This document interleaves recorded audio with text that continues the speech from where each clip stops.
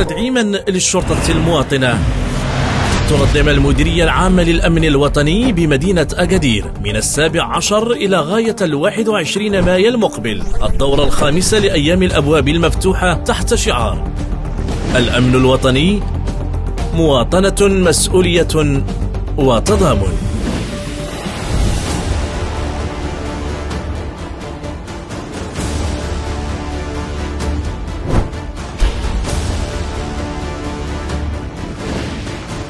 أروقة وعروض مهنية تبرز دور التكنولوجيات الحديثة في منظومة الخدمات الشرطية، ندوات علمية وفضاءات خاصة بالأطفال في انتظاركم بساحة المعارض الطريق الوطنية أكادير. الدخول بالمجان، فكونوا في الموعد.